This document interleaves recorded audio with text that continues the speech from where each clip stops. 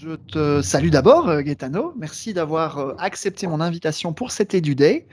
Et donc, peut-être pour notre audience, des gens qui ne te connaissent pas encore forcément, est-ce que tu pourrais peut-être te présenter en quelques mots? Voilà, ce Tout à serait fait. pas mal pour débuter.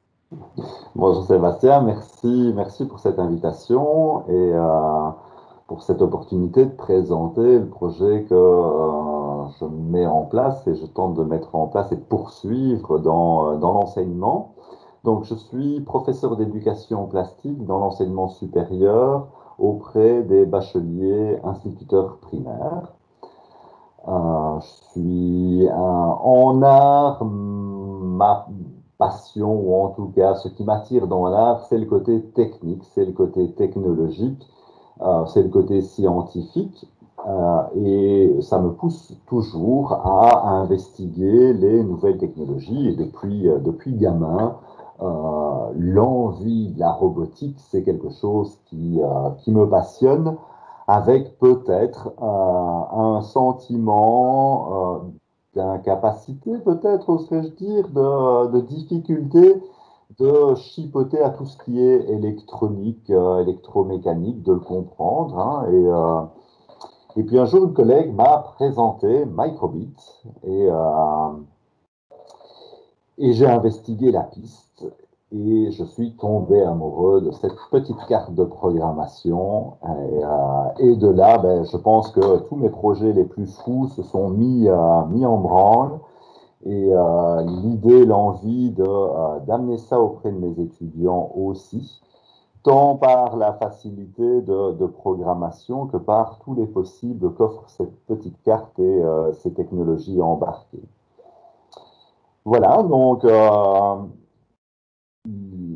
malheureusement, avec Covid, ça a été un petit peu difficile de mettre en place Microbit avec la manipulation des objets. Donc, j'ai plutôt œuvré avec mes codes arcade et la réalisation de jeux vidéo. Et donc, je pourrais présenter un extrait ensuite. Et du coup, surtout, ce qui me fait plaisir et ce qui m'anime, c'est la fluidité, la simplicité et euh, l'extraordinaire simulateur qu'offrent mes codes de Microsoft, tant pour mes codes arcade que pour Microbit. Là, j'ai là tout mon plaisir de travail avec cette interface de bloc. Certes, on le connaît tous un petit peu ce modèle hein, de blocs qui s'enchassent les uns avec les autres. Voilà, et donc là, c'est vraiment une belle opportunité d'utiliser le logiciel Microsoft MakeCode pour Microbit. Super, super. Bah, écoute, ça fait une une très bonne intro. Et donc, bah, voilà, on va pouvoir voir ensemble. Je pense que voilà, dans notre audience, à mon avis, on va partir du principe que tout le monde ne connaît pas le Mecode, ne connaît pas forcément le microbit. Donc, je pense que Gaëtan, tu vas pouvoir revenir aux fondamentaux et montrer un peu comment tu as construit tes projets, à la fois en rétro gaming pédagogique et en robotique pédagogique, basé finalement toujours sur ce même système, c'est-à-dire une petite carte programmable qui s'appelle le microbit, hein, que tu avais montré. Je pense que ça peut être pas mal. Voilà, on peut la revoir, hein, qui est un objet numérique très bon marché. Hein, on peut l'avoir, on peut la trouver dans le commerce en Belgique pour peu de frais. On peut en acheter plusieurs pour ses projets et son école. Et ces cartes programmables, elles sont compatibles avec un logiciel gratuit, en quelque sorte, de Microsoft, qui s'appelle le MakeCode. Alors, Gaetano, si tu devais décrire, je dirais peut-être le MakeCode à quelqu'un qui ne sait pas du tout ce que c'est, comment tu présenterais les choses? Une interface simple, fluide, avec sur le côté, donc comme on a une inversion, le simulateur qui va présenter la carte Microbit, euh, une colonne pour présenter les différents onglets de programmation et puis l'environnement intégré de développement. Donc c'est une grande surface où on va pouvoir jeter des blocs et travailler un peu comme si on était sur une dia de PowerPoint et déposer des objets comme ça à gauche, à droite. Je peux peut-être partager mon écran pour Ça présenter pourrait être l'interface. super intéressant. Ouais, je pense que c'est une très bonne idée. Tout à fait. Alors, allez, je lance le partage d'écran. Hop. Donc, voilà à quoi ressemble l'interface de méthode. Je vais revenir à un projet. Voilà. Au lancement, ben, on peut tapoter le nom du projet. Le logiciel va s'activer. Voilà. Donc, sur la gauche, ici, le simulateur qui va se rafraîchir à chaque fois que l'on va créer quelque chose de nouveau. Ensuite, les différents onglets qui vont nous permettre de programmer la carte et l'espace de travail, un espace infini dans lequel on va pouvoir jeter, placer ces blocs. Et donc, Microsoft MakeCode va présenter des blocs qui ressemblent à des pièces puzzle, tantôt avec des formes fermées et puis tantôt des formes qui vont pouvoir venir s'enchasser à l'intérieur de ces blocs fermés. Dans une suite verticale. Et donc, les premières actions que va proposer intuitivement le logiciel, ça va être de programmer l'interface graphique avec la première boucle au démarrage et la boucle toujours. Donc, ce bloc-ci va permettre de comprendre que lorsque la carte démarre, ben, elle va générer un premier programme et puis en arrière-plan, il y aura d'autres programmes qui vont se mettre en route. Des blocs comme celui-ci qui vont permettre l'affichage des 25 loupiotes, des 25 LED de la carte, comme ceci. Et donc, comme je l'explique, à chaque fois, à chaque modification, le simulateur va se rafraîchir. Quand le programme devient un peu plus grand, bien, on peut le mettre sur pause pour éviter ce rafraîchissement constant de la carte. Cette petite carte, ce microbit, est équipée de 2 boutons qui vont permettre de comprendre les premières interactions, les premières entrées avec la carte. L'affichage, c'est une sortie. Et donc là, ben, on va pouvoir aller chercher de nouveaux blocs et créer de nouvelles actions lorsque l'on clique sur un bouton. Je vais remettre le simulateur. Voilà. Maintenant, l'action, l'entrée, lorsque l'on clique sur un bouton A ou sur un bouton B, ne se limite pas qu'à une action. Donc, ce sera une suite, une succession de choses. Que présente en fait l'interface de MakeCode Arcade? La possibilité d'utiliser l'affichage, donc de pouvoir jouer graphiquement avec l'écran, de pouvoir afficher des nombres, du texte, des petites icônes déjà toutes prêtes. Dans les entrées, c'est là que c'est gai, c'est là que cette carte montre finalement tout son potentiel. La possibilité de créer des actions avec le bouton A, avec le bouton B et avec le bouton A et B. La nouvelle carte Microbit offre aussi une nouvelle interaction avec le logo qui devient une touche sensible.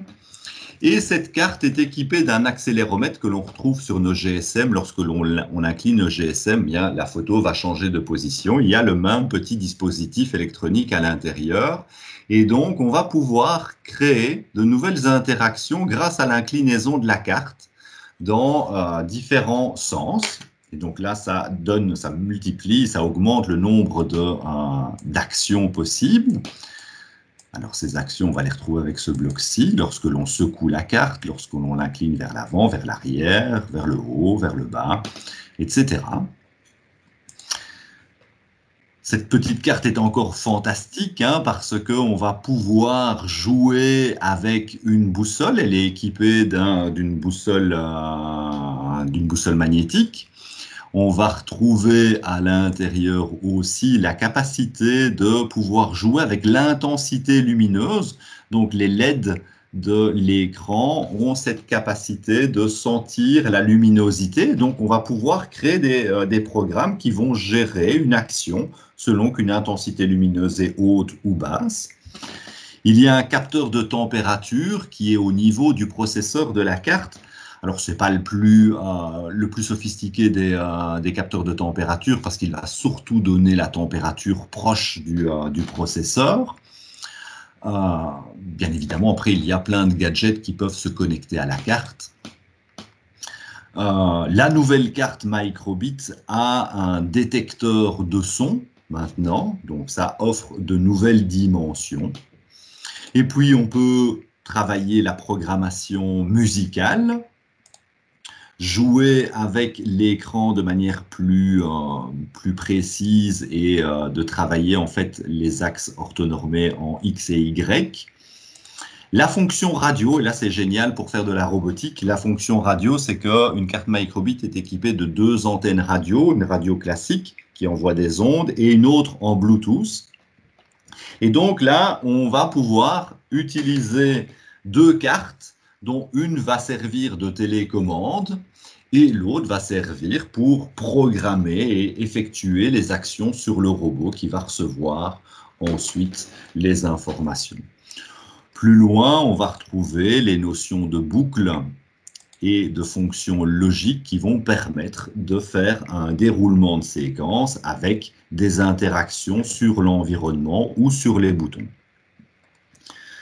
On peut rentrer sur des fonctions plus avancées, mais au démarrage, pas besoin d'être un informaticien et de connaître l'électronique sur le bout des doigts pour pouvoir faire un montage grâce à Microbit.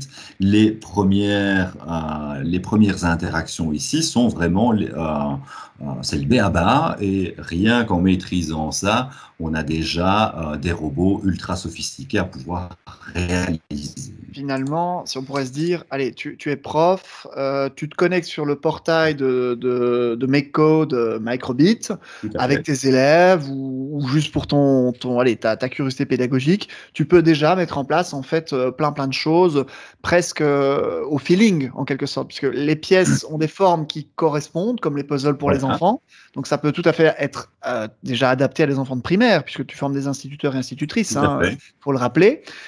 Donc, ce que tu transmets, tes élèves vont devoir le transmettre ensuite à un très jeune public. Donc, c'est une suite logique. Et donc, forcément, c'est très accessible puisque les pièces n'ont pas la même forme. Je ne peux pas les combiner entre elles ou je dois introduire une pièce intermédiaire. Et de là, j'apprends comme un enfant apprend la construction d'une grammaire dans un langage comme la langue française. J'apprends à assembler les morceaux de code pour faire une séquence logique, quoi. Tout à fait, et je sais bien que Microsoft est très attentif au niveau de l'intégration dans le spécialisé, avec cette option qui permet de mettre en évidence dans le texte le verbe, les sujets, etc. Je pense que tu as fait une petite... Oui, j'ai fait une présentation du lecteur immersif, tout à fait, ouais, tout à fait. Voilà, et bien là, c'est un peu la même chose finalement. Chaque catégorie a une couleur et donc moi qui suis visuel, ça me permet de me rappeler, ah oui, cette couleur-là, c'est telle fonction. Simplement, la couleur va me donner déjà un indicateur sur le code. Et ça, c'est déjà le caractère intuitif que va présenter le logiciel et ça va très vite. Une collègue a testé l'activité avec des élèves de première primaire, avec un petit vadémécum pour démarrer. Et là, ça marche très vite. Les enfants saisissent la procédure à mettre en place. Et toute la créativité, ils vont commencer à associer des blocs entre eux, comme un Lego, tout simplement, et puis les démonter, les remettre dans l'autre sens et tester différentes possibilités. C'est comme ça qu'après, les enfants rentrent à la maison et fabriquent avec un Microbit des robots aspirateurs pour aider papa, maman, et voilà, c'est mise en pratique immédiate. Mais non, blague à part, oui, en effet, c'est comme tu le dis, c'est déjà une technologie accessible, mais qui ouvre en fait des portes pour aller plus loin et pour chercher autre chose aussi, peut-être dans la démarche pédagogique. Tout à fait, hein, le Microbit ne veut pas supplanter les autres cartes de programmation comme Arduino, comme M5 Stack et autres qui sont des cartes déjà un peu plus puissantes. Et c'est ça qui m'a séduit avec Microbit. parce que j'avais un Arduino à la maison, mais toute cette incompétence de devoir faire de la soudure, de comprendre les principes électroniques avec les résistances, avec les capaciteurs, les transistors et autres, tout ceci est déjà embarqué dans la carte et le reste l'est dans les cartes d'expansion qui vont permettre de venir greffer dessus le microbit. Oh, on dirait vraiment les anciennes cartouches de jeux vidéo qu'on insère dans le lecteur de la console, tu vois, on dirait une cartouche Game Boy, pour ceux qui ont connu cet âge d'or du jeu vidéo, n'est-ce pas? N'hésitez pas à interagir dans le chat. Hein. Eh bien là, c'est intéressant parce que cette carte, elle offre aussi la dimension affective de l'objet que l'on tient en main. C'est vrai que la programmation, ça semble être quelque chose de complètement éthéré. Et quand je parle programmation aux étudiants, je vois un peu dans le fond de leurs yeux, comme ça, le fond d'écran Matrix avec tous ces lignes de code qui descendent comme Error, ça. bug. Voilà. Donc les cartes d'expansion, en fait, vont permettre de venir brocher d'autres capteurs sans soudure. Et donc là, ça devient, on fait du prototypage rapide grâce à ces cartes d'expansion. Et c'est la porte ouverte à tous les projets. À tous les projets. Magnifique, magnifique. J'en profite peut-être pour voir au niveau de notre audience, est-ce que cette mise en bouche déjà a finalement assez avancé, donc ce qu'est le MakeCode et ce qu'est un microbit, est-ce que ça vous semble plus clair? Est-ce que c'est quelque chose que vous connaissiez déjà? Est-ce que vous avez éventuellement déjà à ce stade des questions pour Gaetano par rapport à ce qu'il a présenté? Donc, n'hésitez pas à interagir maintenant avant que je n'invite Gaetano à passer sur voilà, quelques exemples concrets hein, de réalisations qu'il a préparées spécialement ici pour vous afin de vous montrer jusqu'où on peut aller finalement de bout en bout dans des projets pédagogiques en utilisant cette technologie. Alors, Henri ne connaissait pas, mais quel est le concret? Mais ça, voilà, ça, on va y venir, le concret. Hein, donc, on va montrer ce que ça donne au final. Hein, ici, on dessine quand même hein, dans la description déjà ici jusqu'où on peut aller, mais en effet, on va rentrer sur un point un peu plus tangible ici avec du rétro gaming pédagogique et avec du robot appliqué. Hein, donc, Julien ne connaissait pas non plus et trouve ça intéressant. Donc voilà, ça nous fait déjà plaisir. Et je pense que Grégory est également en train de nous laisser un petit commentaire. Écoute, pendant que voilà, j'avais déjà vu quelques démos, mais Grégory n'a encore jamais eu l'occasion d'essayer le microbit. Donc je pense que on crée de l'envie chez Grégory qui. C'est très bien. Voilà. Et Olivier nous laisse aussi un petit commentaire. Je lui laisse le temps de l'écrire et ça te permet voilà de préparer peut-être en même temps la suite de ce que tu voulais nous montrer. Écoute, je te rends la parole et la présentation, Gaetano, sur voilà quelques exemples que tu voulais partager avec nous. Alors, je risque d'avoir une coupure micro parce que je vais devoir rebrancher ma petite caméra oui, mobile. Écoute, voilà, à la limite, tu nous montres d'abord, et puis après, tu redébranches et tu reviens avec nous pour commenter, peut-être. On peut fonctionner en deux temps, c'est pas du tout un souci. Ok. Je vais vous montrer un projet de petits robots simples. Donc, sur la programmation robotique, on va pouvoir utiliser des moteurs, donc des trucs qui vont tourner. On va pouvoir utiliser des servomoteurs, donc ce sont ces fameux engins qui ressemblent aussi à des moteurs, mais qui vont pouvoir s'incliner à des angles bien précis.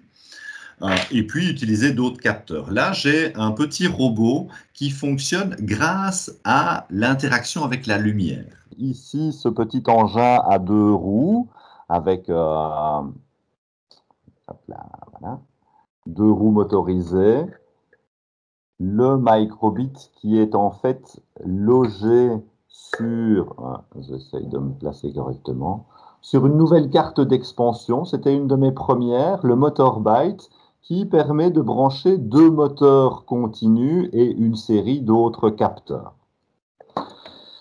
Sur la programmation de ce robot, Donc ici, mon objectif, c'était de jouer avec une interaction sur la carte grâce à une lampe directe et donc de changer une commande du moteur pour le jeu.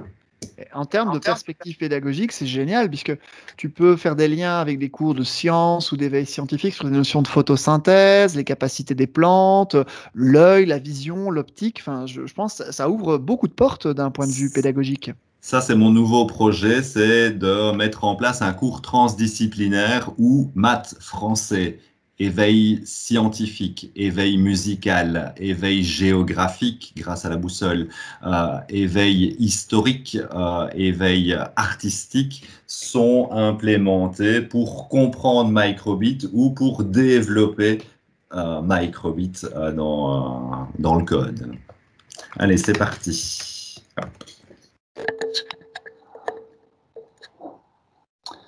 Voilà.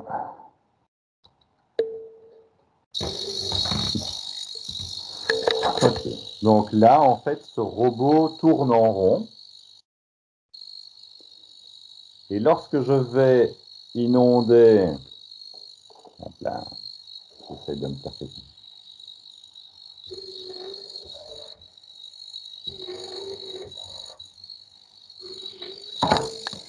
Est-ce que vous avez saisi le mouvement? J'essaie de le placer correctement. Voilà.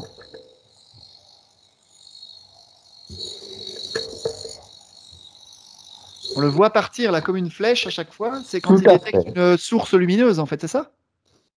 Tout à fait. Donc ici, l'idée, c'est... À chaque fois qu'on le voit rusher, c'est parce qu'il a vu de la lumière, en fait. Voilà. Ça. Et donc là, pour l'instant, en boucle dans le toujours, il a le cerveau, le moteur droit et le moteur gauche qui vont en sens inversé. Donc ça le fait tourner sur lui-même. Ouais. Et lorsque l'intensité lumineuse a dépassé un seuil, c'est là qu'avec mon téléphone, je viens inonder les LED de la carte Microbit. Donc là, il a comme information, si intensité lumineuse est plus grande que 200, par exemple, alors les deux moteurs doivent aller dans un sens pendant un moment. Et puis, hop, il retourne en rond. Et donc là, c'est un exercice pour paramétrer les moteurs et comprendre un début de fonction logique avec la carte. Alors, elle fonctionne, et c'est ça qui est gai, c'est qu'on va pouvoir utiliser énormément de cartes d'expansion avec d'autres efficacités. Certaines permettent d'avoir une batterie intégrée, d'autres demandent une alimentation extérieure. Mais on peut aussi, et c'est là que l'on voit sur le Microbit, on peut venir brocher, pincer les pinces crocodiles pour utiliser d'autres capteurs en un premier temps. Donc là, j'ai utilisé simplement la carte avec des pinces crocodiles et 3 servomoteurs. Oui, donc les 3 éléments qu'on voit en gris sur le robot. Hein. Et donc, hop, petit allumage de la carte. Le robot boxeur.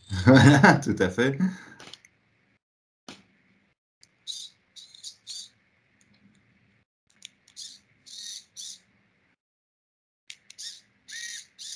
Et en plus, ça intègre du Lego, donc tout le monde est content. Tout le monde est content pour le premier prototypage avant peut-être de réaliser ça en carton ou voilà. Donc là ici, ce que je fais, c'est que j'utilise les pinces crocodiles pour utiliser les premières sorties. Hein. C'est vraiment la volonté de chez Microbit d'utiliser d'abord des premières petites connexions avant d'étendre son réseau avec des détecteurs aussi. Maintenant, il existe d'autres gadgets à monter, enfin déjà montés, pardon, et à programmer. Donc, il existe des petits robots roulants où il faut créer le code que pour le mettre en action. Bon, je disais, en fait, je répondais au clavier à Henri, mais c'est vrai que ce sera peut-être plus simple qu'on fasse un intermède pour répondre à sa question qui est fort intéressante. Pardon? Je demandais, voilà, est-ce que le microbit est vierge au départ de code? Bah, oui et non, c'est-à-dire il peut réagir avec le programme MakeCode pour que tu lui envoies une série d'instructions, mais il possède, je veux dire, ses propres règles de fonctionnement de base, parce que sinon tu ne saurais le connecter à rien, ce serait juste un bout de plastique et de métal, hein, donc il y a un microprogramme dedans, mais qui est vierge d'action, on va dire. Et c'est toi, voilà, grâce à ce câble, tu branches ça sur ton ordinateur où tu as ton interface de MakeCode avec la programmation telle que tu nous l'as montré tantôt, et tu injectes dans le microbit le programme que tu as conçu, celui par exemple ici du robot qui fait taper les bras quand on pousse sur les boutons. Et donc l'exemple du téléphone que tu avais donné, ça, le téléphone c'est juste une lampe. Tu aurais pu faire ça avec ta lampe du bureau ou s'il fait très ensoleillé par ta fenêtre, j'imagine. Tout à fait, oui. Hein, donc c'est là que ça La permet carte de... suffit à elle-même, finalement, tant que tu as les servomoteurs. Enfin, ça dépend de ce que tu veux faire. Puisque de toute façon, on va parler après d'exemples que tu as aussi en jeu vidéo, où là, il n'y a pas besoin de beaucoup d'autres choses à part un écran et la carte et les petits boutons, quoi. Donc, on a beaucoup de liberté, en fait, hein, dans ce type de projet. Tout à fait. C'est vrai qu'au démarrage, hein, lorsque l'on reçoit son microbit, il y a un premier petit programme dedans qui va inviter la personne à appuyer sur le bouton A, appuyer sur le bouton B, sur les deux boutons, à secouer la carte, à utiliser l'accéléromètre et faire remplir l'écran de plein de petites lampes. Et voilà. Et après, ben, on se branche sur le logiciel Microsoft MakeCode for Microbit et on crée ces premières interactions avec la carte.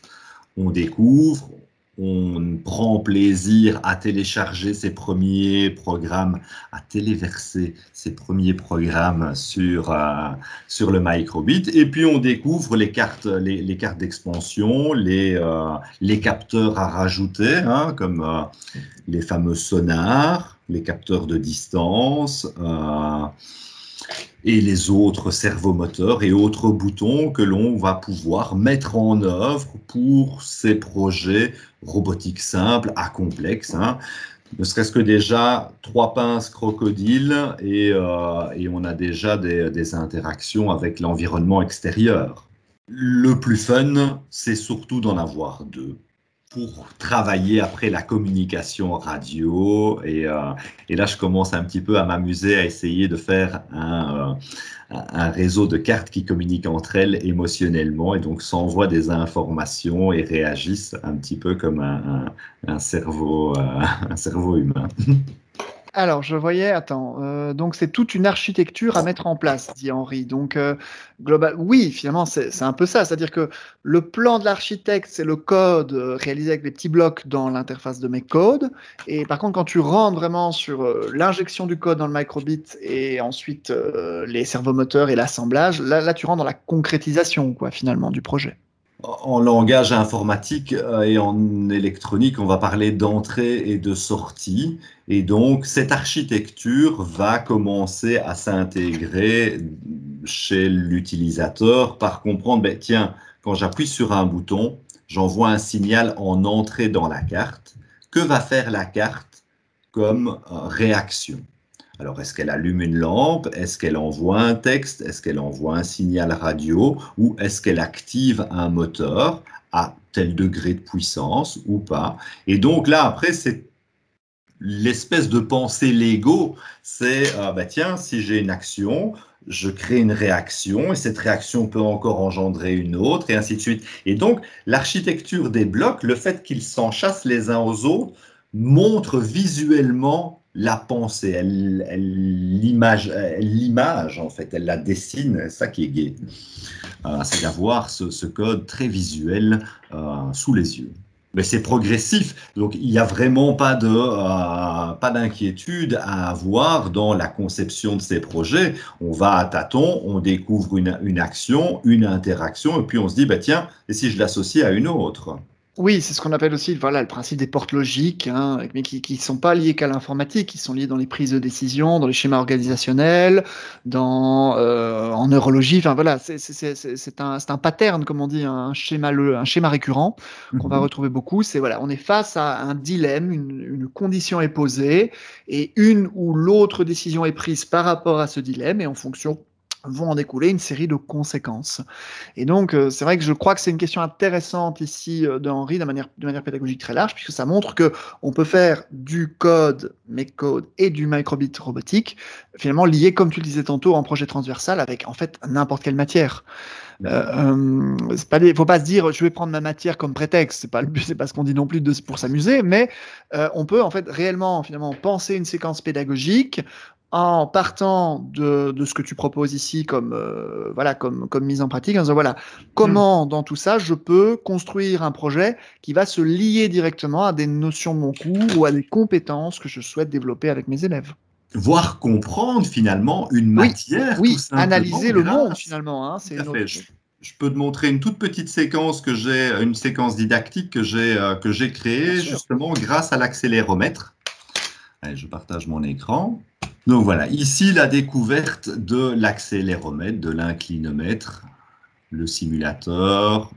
Je l'ai programmé pour quand il est incliné à gauche, une barre s'affiche, à droite et une barre au milieu. Et donc là, en fait, on va découvrir que le microbit a des valeurs extrêmes à gauche et à droite sur l'axe des X. Au maximum, pour qu'il puisse afficher ceci, eh bien, il va aller jusqu'à moins 1023 à gauche et plus 1023 à droite. Comment faire pour pouvoir matérialiser ça? Et pour comprendre après, plus tard, la notion de comparaison, ben tiens, pourquoi quand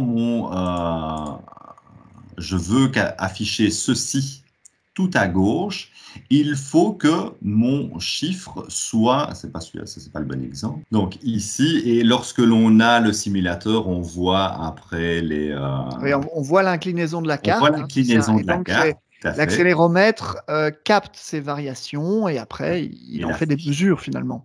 Oui. Ça, c'est l'affichage. On ne le verra jamais sur le microbit, hein. Ça, Tout à c'est fait. un ajout supplémentaire, c'est un ajout visuel. Mais dans la programmation, ici, je dis si l'accéléromètre et l'accélération de x est plus petit que moins 1000. Alors, c'est là que chez les enfants, ça devient compliqué parce que plus petit que moins 1000, c'est quoi? C'est moins 800, alors que c'est l'inverse.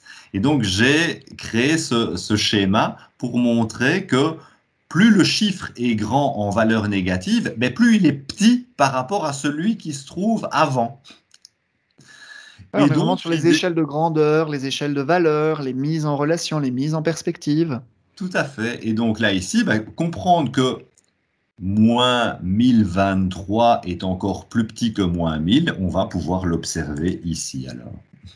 Et c'est vrai que pour le coup, en plus, les enfants, là, ils manipulent l'objet, c'est-à-dire ils sentent l'inclinaison qu'ils donnent avec les mains, Voilà. et donc il y a un rapport physique à la mesure, il y a une perception qui est faite, et ça permet aussi de construire un autre schéma de pensée. Je pense que c'est super intéressant.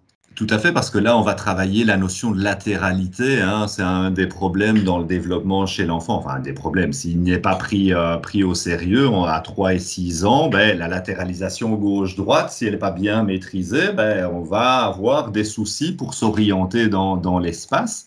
Et donc, ça devient utile parce que c'est concret. L'enfant, il a l'objet, il l'a conceptualisé sur le logiciel. S'il s'est planté, ben, le logiciel va lui dire. Et quand ce sera bon, il le téléverse dans la carte et il va pouvoir vraiment le sentir et le vivre. Terrible. Bien.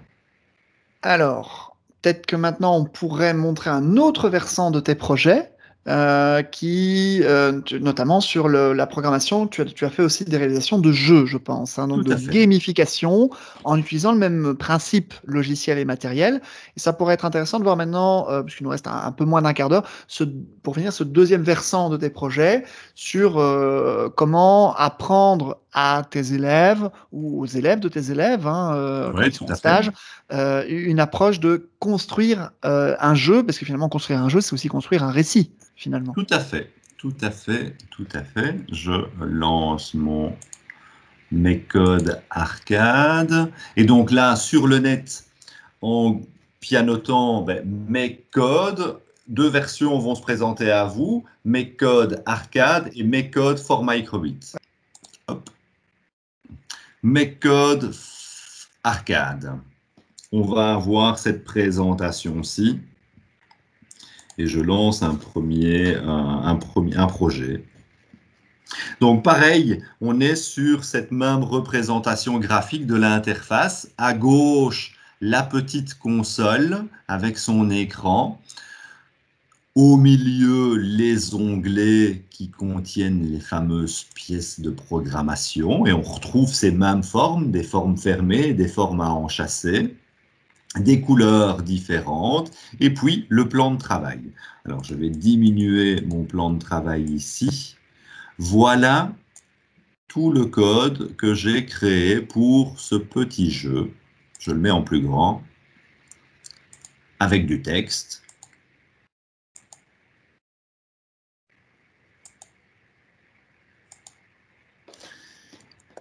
Et on est sur du rétro gaming, hein, on est sur du old school, très Et c'est ce qui fait son pixelisé. charme, hein. C'est ce qui fait son charme, effectivement. Donc là, on est quasi sur un Pokémon couleur. Donc un personnage qui peut se déplacer dans une première conception un peu dans un monde à la Zelda, vu du dessus. Rencontre avec d'autres sprites.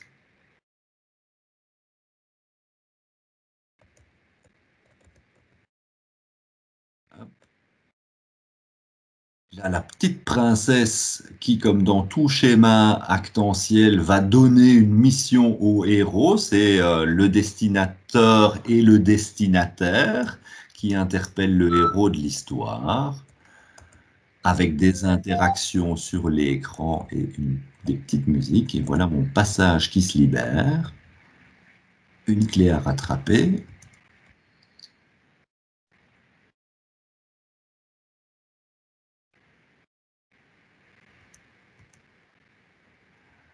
Et là, le monstre qui me poursuit.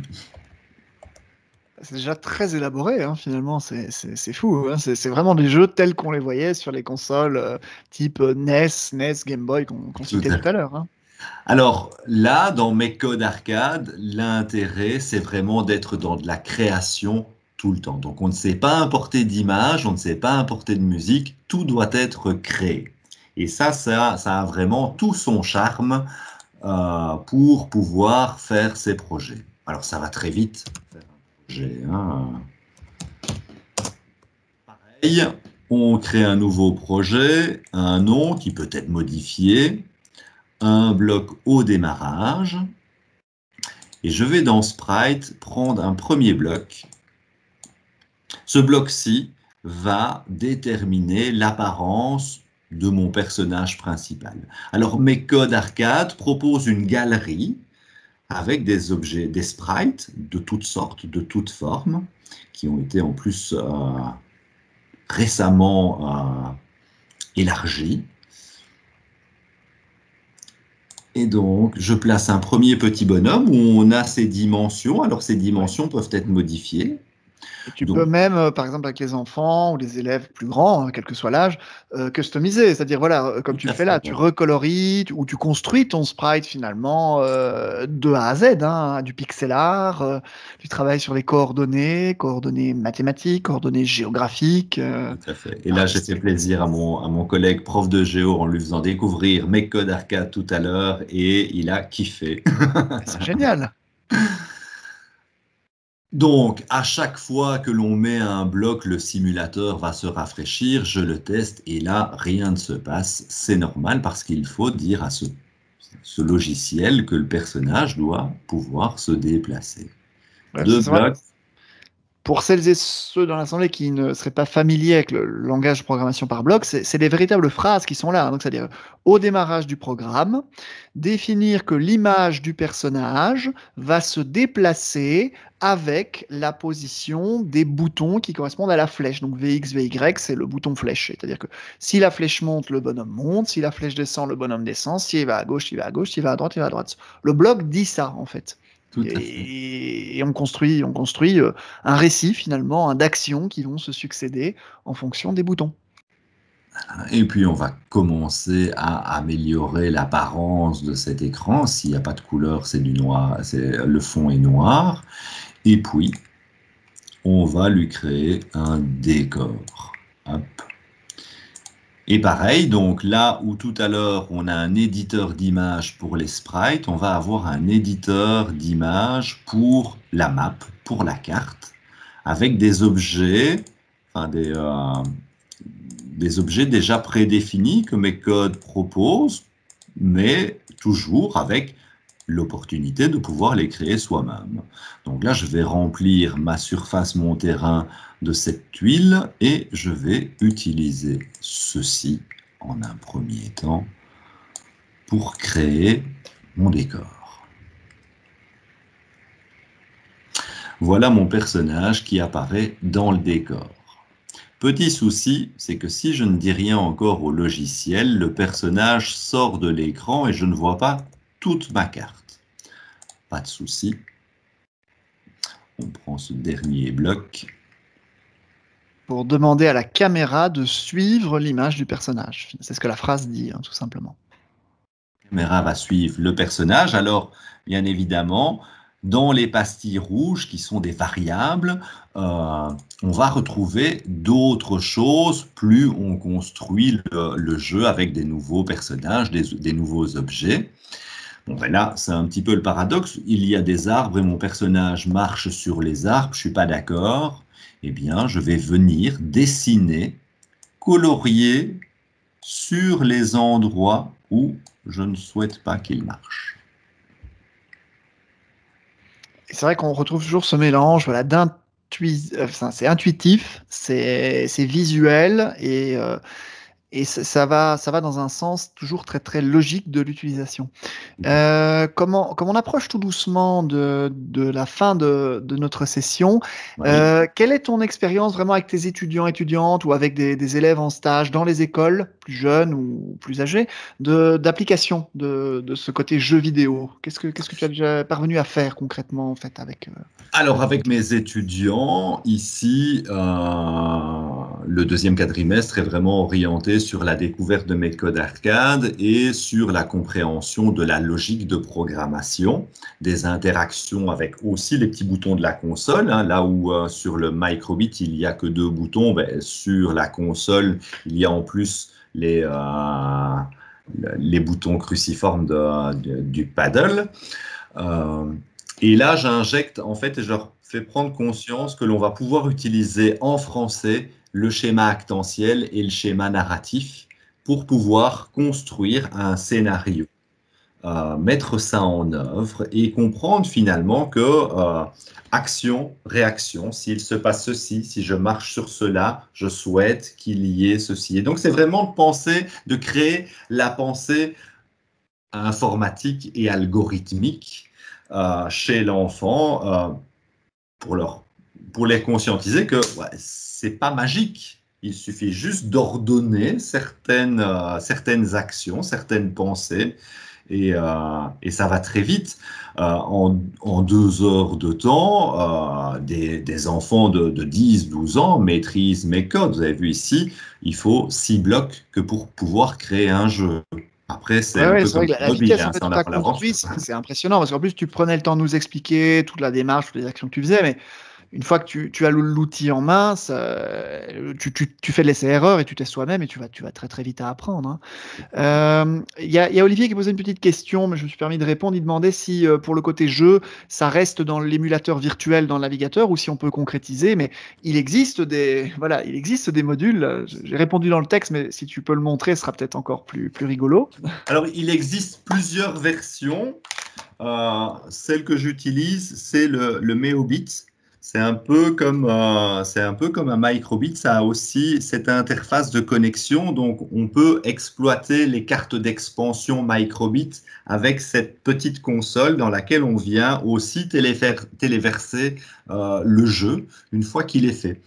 Alors, pour MakeCode for Microbit ou MakeCode Arcade, il existe maintenant la version offline. Donc, vous avez la version en ligne qui va utiliser la mémoire de votre browser pour stocker les différents projets. Donc, attention, si vous nettoyez votre browser de tous les cookies à un moment donné et autres, ben, vous effacez tous vos projets.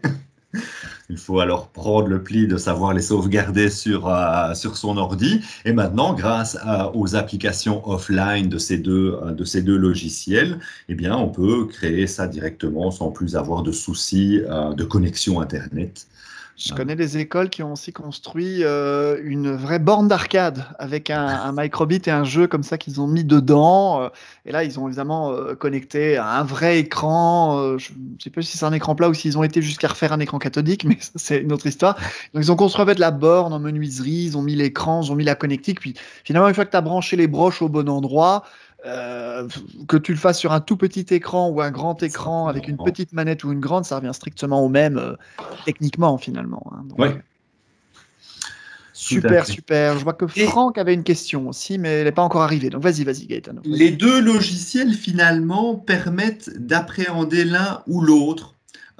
MakeCode Arcade va permettre de comprendre la logique de programmation robotique avec Microbit, que l'inverse est faisable aussi. Donc, comme les deux interfaces se ressemblent beaucoup, que les blocs sont similaires et que la pensée informatique et algorithmique se crée tant chez l'un que chez l'autre, eh bien, c'est tout bénef. Donc, on peut démarrer avec du MakeCode, comme on peut démarrer avec du Microbit, enfin du MakeCode Arcade, comme on peut aller avec du Microbit sans souci. Et puis, voilà, c'est selon l'envie peut-être d'un prof qui voudrait être plutôt sur le côté littéraire, narratif, ou sur un autre qui se sent plus scientifique, robotique. Super, super. Alors attends, voilà, Franck a pu publier sa question. Tu as un exemple de projet ou d'application du microbit dans une matière qui t'a étonné, une approche, Gaëtano, que tu as rencontrée à laquelle tu n'avais pas pensé. Le truc, c'est quand je démarre un projet, je ne sais pas si je vais y arriver. Donc, je me lance dans l'aventure et donc, c'est à chaque fois une découverte. Et c'est du processus itératif. J'essaye un truc, je modifie, je rajoute quelque chose et je vais jusqu'à maîtriser le processus, jusqu'à en rajouter un nouveau et d'avoir un programme différent. Je pense que les robots que je réalise, je ne sais pas si au départ je vais y arriver, mais je tente. C'est ça, c'est le challenge, hein, c'est le challenge. C'est le challenge. Et Francesca qui nous pose qui fait une remarque et une question. D'abord, elle adore le renouveau de ce type d'approche avec l'interdisciplinarité que tu soulignais tout à l'heure.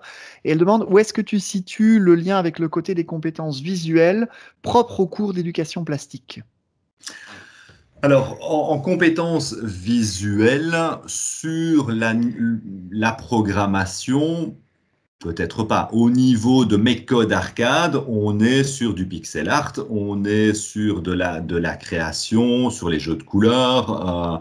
Au niveau de la robotique, on est surtout dans la dextérité manuelle, on est dans le concept de la position dans l'espace, dans la création du volume.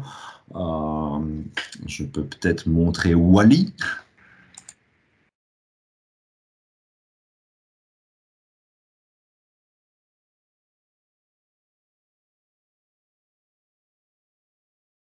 Je ne me lasse jamais de le revoir, lui. Pour info, ceci n'est pas un film d'animation. Hein. Ceci est une mise en pratique. C'est dans les couloirs de la Haute École Charlemagne que tu as fait ça. Tout à fait. C'est bien ça, il me semblait bien. Donc voilà, pour celles et ceux qui ne connaissent pas les lieux, je vous confirme, ce sont des vraies poubelles bien de chez nous, avec le petit Wall-E qui va venir faire le ménage. Voilà, Wall-E qui a comme mission de sensibiliser les étudiants à utiliser les bonnes poubelles. Pour que cette école il y a Grégory qui tombe de sa chaise en voyant ton Wall-E. Littéralement. Mais voyez concrètement jusqu'où on peut aller en créativité avec, allez, un point de départ aussi simple. Une page de petite programmation en briques, une petite carte programmable et beaucoup d'imagination. Après, bon, beaucoup de cartons, de papier, de déco, de colle, mais Tout à fait, hein. Là, il y a il y a beaucoup d'heures derrière de réalisation. c'est clair, hein, c'est colossal. Mais allez, ça part d'un élément tellement simple, tu vois, une page web et une petite carte de la taille d'une carte de banque, quoi. Et là, c'est le dernier petit projet, petit.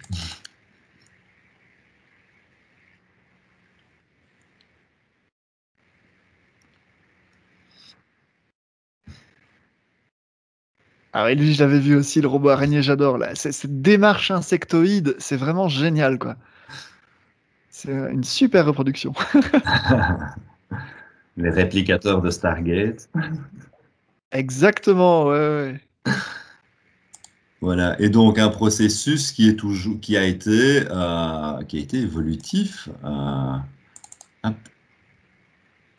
Parce qu'au niveau des pattes, ça m'a demandé de réfléchir à, voilà, hop, là, avec des pastilles en plastique, il glisse. Donc, comment faire pour pouvoir faire en sorte que cette bestiole avance? Donc, j'ai mis juste du papier collant en dessous. Voilà, mais des trucs simples, hein. Voilà, et Francesca pose une question pratique très intéressante. À quand une formation pour les enseignants? Ben, je dirais que dès que les conditions sanitaires le permettront, parce que c'est quand même, je pense, le genre de choses qui peut être plus sympa en présentiel. Moi, j'avais déjà invité Gaetano au set, en fait, au stand de Microsoft, donc pas c'est en 2019 pour le coup, hein, puisqu'il n'y en a pas eu l'année passée. Et il avait déjà animé une conférence sur le stand Microsoft basée sur ses expérimentations et son expérience. Et ce serait vraiment chouette. Moi, je pense en effet que voilà, quand on pourra le faire, d'organiser quelque part ou même en plusieurs endroits, peut-être un petit workshop concret, voilà, d'une demi-journée où on aurait le plaisir d'inviter Gaetano pour partager concrètement une mise en place d'un projet avec des enseignants qui viendraient en formation. Voilà, c'est complètement le genre de choses qu'on pourrait proposer. Yep. Bah, j'espère que, en tout cas, cette présentation de Microbit, de l'univers robotique, alors robotique dans le sens large, hein, on n'est pas que sur des robots à deux pattes ou des robots roulants, comme le projet de réalisation de jeux vidéo, c'est un plaisir absolu à, à faire, à réaliser avec les enfants. Ils sont demandeurs de ça. Et on est charrette, on est franchement à la bourre. Et je suis bien content que Microsoft ait créé ces deux logiciels pour pouvoir réagir avec Microbit et Meobit et autres. Ouais, mais voilà. Et ça se développe encore. Il y a encore plein de nouvelles choses qui arriveront prochainement. Merci en tout cas, Gaetano, d'avoir animé cette session. Peut-être pour conclure dans le chat, voilà. Est-ce que cette session vous a plu? Est-ce que vous avez appris des choses? Est-ce que ça vous donne envie de découvrir? Allez-y, vous pouvez envoyer vos feedbacks. Et cette session termine en même temps l'Edu-Day que j'ai organisé pour la première fois en Belgique francophone aujourd'hui. Donc, n'hésitez pas à me faire savoir si ça vous a plu, si vous souhaitez que je réorganise d'autres Edu-Day dans un futur plus ou moins proche. Voilà, vos feedbacks sont importants pour la continuité, le prolongement de ce type d'événement. Donc, on vous laisse maintenant quelques instants dans le chat pour vos remarques. Et ensuite, on pourra se dire au revoir et à très bientôt, quoi qu'il arrive, hein. Merci pour la présentation et pour l'édudé de la part de Grégory. Franck, je comprends mieux ta réponse à ma question puisque tes projets sont eux-mêmes très étonnants. Merci et bonne continuation. Merci pour le partage de la part de Pierre. Francesca trouvait ça très intéressant. Encore beaucoup de questions sur les éléments nécessaires, les coûts, et donc preneuse pour une continuité. Voilà, super, merci beaucoup. Particulièrement pour le petit jeu d'arcade qui a beaucoup plu à Julien.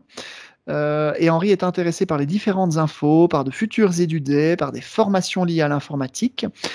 Juste une information pour tous ceux qui ont aimé et qui veulent continuer, hein. N'hésitez pas à aller sur le site de Make Code Arcade ou de Microbit. Vous avez des tutoriels, hein, accessibles qui vont vous amener pas à pas à comprendre des parcours procédures. d'apprentissage. Un parcours d'apprentissage extraordinaire lorsqu'on est perdu ou quand on débute. Donc voilà, comme le disait Franck, comme le demandait Franck, ben, je démarre un projet, je ne sais pas si je vais être capable, mais je vais tout faire que pour y arriver. Et donc, de recherche en recherche, l'information se développe et la compétence aussi. Et de mon côté, je n'hésiterai pas de toute façon à continuer à partager toutes tes productions, puisque dès que tu nous sors une petite vidéo d'un robot, je me fais un plaisir de partager ça sur tous mes réseaux. Donc voilà, et si à l'occasion vous souhaitez peut-être un article de fond ou quelque chose d'un peu plus creusé sur ce que propose Gaetano, on peut partir peut-être de notes ou de diaporamas qu'il a déjà réalisé. On pourrait transposer ça dans un article que je veux bien publier sur mon blog pour lui servir de caisse de résonance afin de vous transmettre son expérience. On peut faire beaucoup de choses. Il ne faut pas hésiter et on est ouvert aussi à vos suggestions et propositions, bien entendu. Sur ce, on a un peu débordé, mais ça va finir comme ça, hein. C'est une journée organisée par Sébastien, ça ne peut que finir en retard. On n'a que 9 minutes de dépassement sur la journée, je suis très content. Merci encore Gaetano pour tout ça, c'était vraiment une session géniale, j'ai adoré, j'ai appris aussi encore beaucoup de choses.